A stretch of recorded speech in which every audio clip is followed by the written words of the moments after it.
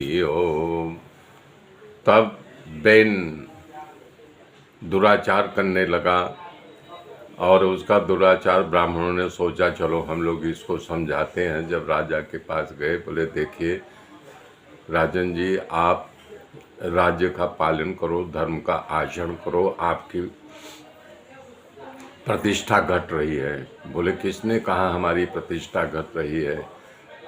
और उसने यानी कि घोषणा करवा दिया कि ब्राह्मणों को कोई दान न देना, ब्राह्मण दान लें, अन्न क्षेत्र तोड़वा दिया था। तो ब्राह्मणों से पूछा आप लोग शास्त्र पढ़े हो? बोले हाँ। बोले शास्त्र में क्या लिखा है? तो ब्राह्मणों ने कहा कि धर्म का पालन करो, और मुझे इस बात का खेद है कि आप अधर्म कर रहे हो। तो बोला किसने कहा मैं अधर्म कर रहा हूँ? ये तो ऐसी बात हुई जैसे मान लो कि कोई उल्टा नारी जिसके साथ विवाह किया हो उसको छोड़ करके किसी पर पुरुष से प्रेम करती हो। तो तुम लोग अपने असली अन्नदाता को छोड़ करके भगवान को तुम लोग भजन करते हो। ऋषि ने कहा हम लोग असली भगवान को कैसे छोड़ दिया? तब राजा बेन ने कहा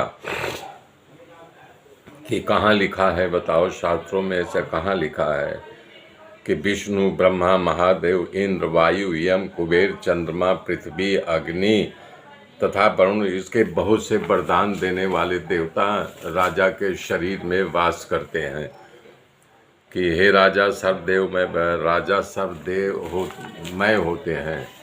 ये तो बात सही है, लेकिन राजा अधर्म करे ऐसा नहीं लिखा गया है।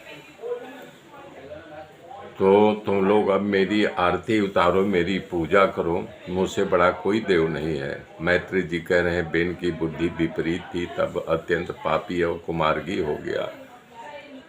तो फिर भी माना नहीं। तब संतों को क्रोध आया, लोग श्राप दे करके बेन को मार डाला। उसका शव वहीं पड़ा रहा, उसके शव का दाह संस्कार भी नहीं किया। तो राजा के बिना राज में लुटारू पैदा हो गए, अराजकता फैल गई, चारों ओर मार काप होने लगा। तब ऋषियों ने सोचा कि राजा का होना चाहिए, नहीं तो चोर का दंड कौन देगा चोरों को। ऐसा विचार करके बेन के शरीर से वो लोग पाप निकालने के लिए शरीर का मंथन किया, जंघा पीठ का मंथन किया, उसमें से पाप निकल गया। फिर मंथन किया, उसमें से एक स्त्री और पुरुष का जोड़ा प्रकट हुआ। भगवान पृथु, उनकी पत्नी चर्ची देवी प्रकट हुई, जो साक्षात लक्ष्मी जी का अवतार था। पृथ्वी का उद्धार करने के लिए पृथु ने अवतार लिया तथा ऋषियों ने खुशी मिली और भगवान पृथु की स्तुति की। उसके बाद ब्रह्मा जी ने सलास ऋषियों को पृथु का राज्याभिषेक कर दिया। सभी सूद मागध भाट चारण आदि महाराज की स्तुति करने लगे, महाराज की जय हो, महाराज की जय हो, ऐसा गुणगान करने लगे। महाराज पृथ्वी ने लोगों को कहा कि अभी तो मैंने कुछ नहीं किया था, आप लोग मेरी प्रशंसा क्यों कर रहे हो? अगर आप स्तुति करनी हो तो भगवान श्री हरि की स्तुति करो। पृथु महाराज कह रहे हैं कि लाज शर्म वाला मानव से कोई भूल हो जाए तो उसके सामने जाहिरात करो तो दुखी होता है। साधु स्वभाव के व्यक्ति को अपनी स्तुति और निंदा जैसे लगती है।